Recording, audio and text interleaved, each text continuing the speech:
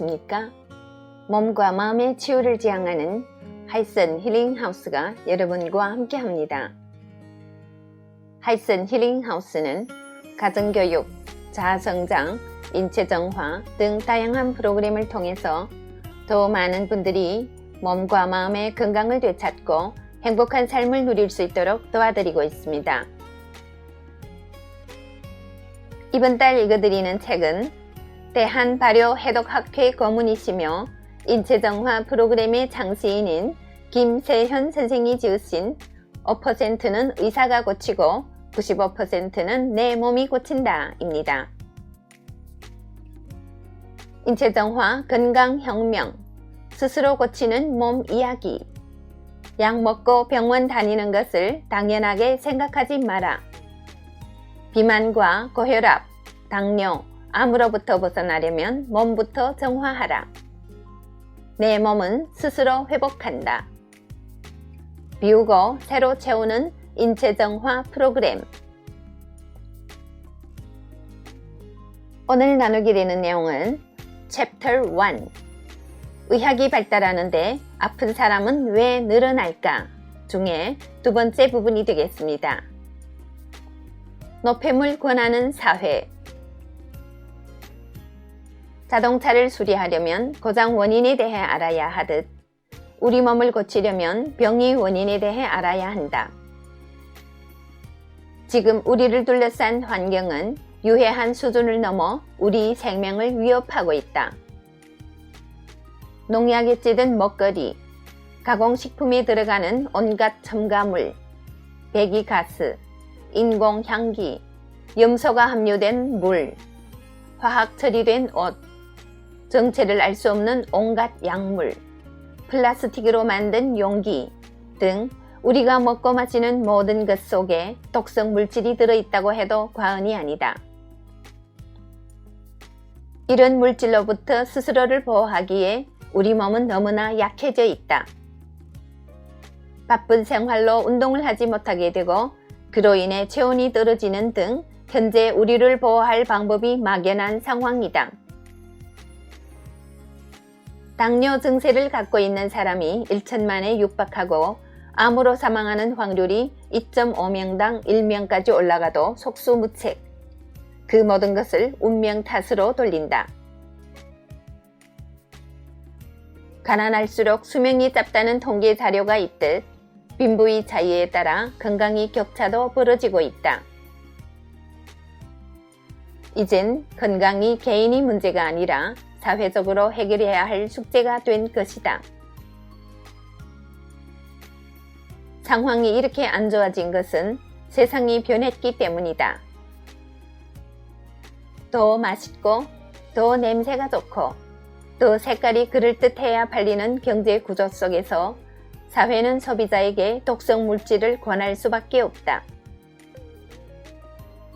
독성 물질이 인체에 들어갈 경우 소화가 어렵기 때문에 인체는 과다한 소화 효소를 소비하게 된다. 소화 효소가 모자랄 경우 대사 활동에 쓰일 대사 효소까지 빼앗아 독성 물질을 소화시키려고 애를 쓴다. 그 결과 대사계는 정작 자신이 배출시켜야 할 노폐물에는 손도 대지 못한 채 망가지게 된다.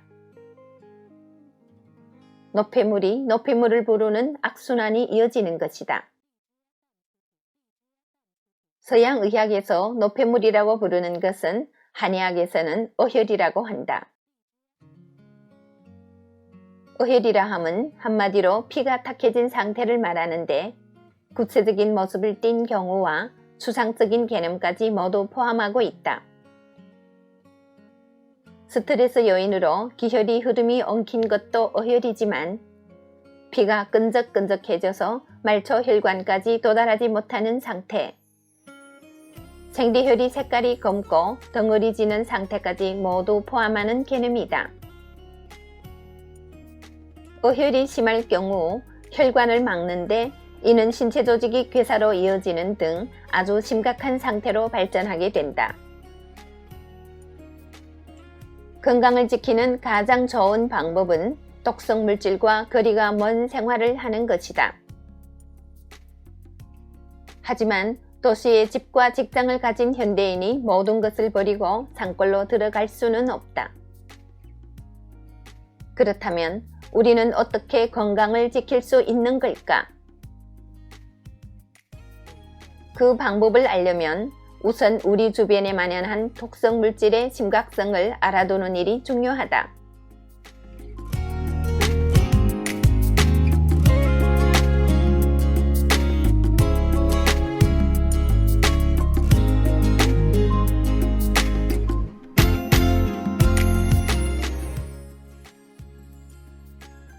저자가 오늘 나눈 내용에서는 노폐물에 대해서 다루었는데요. 서양의학에서 노폐물이라고 하는 것을 우리 한의학에서 어혈이라고 한다. 그래서 저는 이 어혈에 대해서 오늘 좀 생각해 보게 되었습니다. 특히 그 출산한 엄마들이 출산 후 그 어혈을 바로 처리하지 못해서 산후 비만이라든지 우울증, 그리고 무기력 상태 등 이런 증상들이 생기지 않는가 생각해 보게 되었습니다. 저도 지금 돌이켜보니까 아이들을 출산하고 몸 상태가 극도로 나빠졌던 것 같습니다.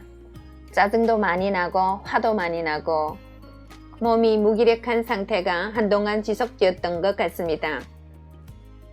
지금 이 방송을 듣고 계시는 분들 중에서도 지금 아이를 키우느라고 한창 바쁘신 엄마들 계시죠? 동감이 갈 겁니다.